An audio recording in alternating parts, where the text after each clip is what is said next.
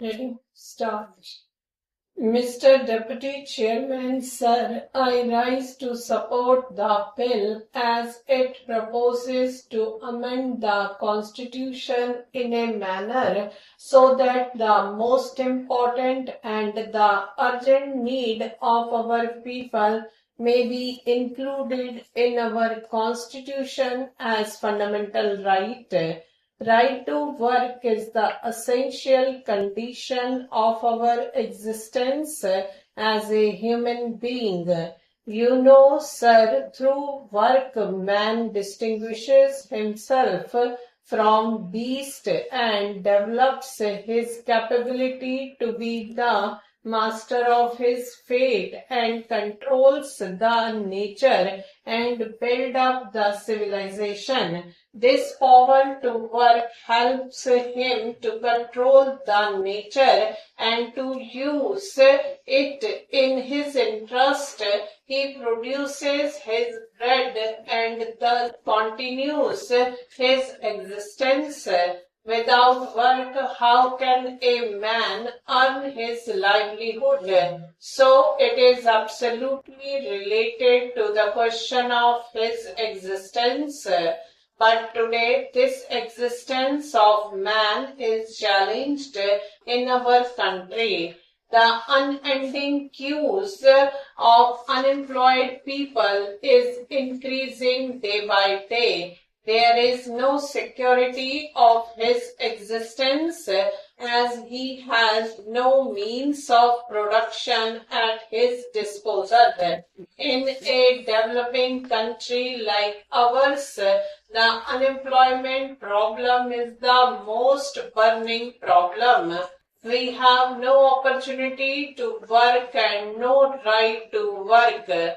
The number of unemployed people registered with the employment exchanges in our country is more than 2 crores. But this is not the real picture. In the rural areas, the uneducated masses of unemployed youth do not register their names with the employment exchange offices. The agricultural laborers, poor peasants from the bulk of the rural are unemployed. Besides, they do not get jobs for all the time throughout the year. More people are entering into cultivation on the same size of land, thus increasing the number of hidden unemployed people. The rural poor, such as agricultural bonded laborer, poor peasants, etc., are the major part of rural unemployed.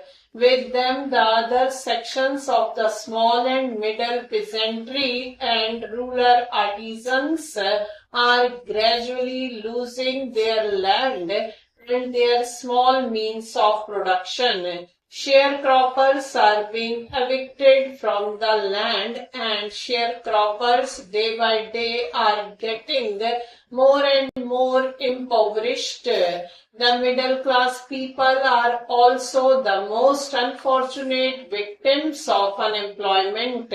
Workers are thrown out of their jobs due to lockout, closure and recession in the economy. Taking all of them together, the number of unemployed in our country works out to be more than 6 crores.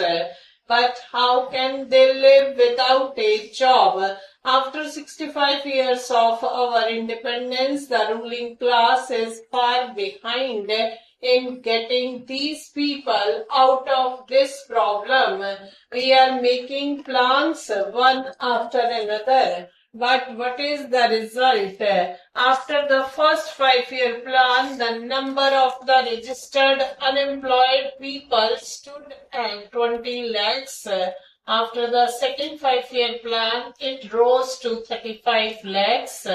After the third 5-year plan, it crossed the line of 53 lakhs. After the fourth plan, it was more than 80 lakhs. And now it is 2 crores.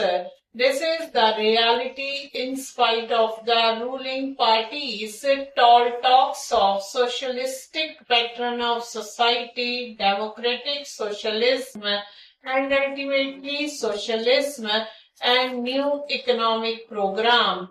The ruling party have been crying from the housetops about the so-called socialism in our country. The number of unemployed in the country has been increasing because their socialism is a fake socialism and it is to deceive the people only. They talk of socialism only because they know people love and like it. People believe that without socialism, unemployment problem cannot be solved. What is socialism? It is only the scientific socialism which is the real socialism and which abolishes exploitation of man by man, which abolishes private property system in the economy, which takes the means of production in the hands of the state and which guarantees the right to work.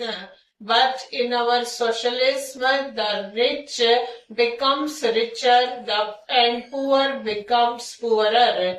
This is really capitalism under the guise of socialism. This is fake socialism and this is only to deceive the people. Can we claim of building socialism without making the right to work as a fundamental right? We cannot. In all the socialist countries, this right to work is guaranteed by the Constitution as a fundamental right. I would like to quote the relevant articles from the Constitution of a few socialist countries. Article 40 of the erstwhile USSR Constitution says that the citizens of the USSR have the right to work, that is to guaranteed unemployment and pay in accordance with the quantity and quality of their work and not below the state established minimum, including the right to choose their trade or profession. Article 49 of the Constitution of China says citizens have the right to work. To ensure that citizens enjoy this right, the state provides employment in accordance with the principle of overall consideration and on the basis of increased production, the state gradually increases payment for labor, improves working conditions and strengthens labor protection. Stop.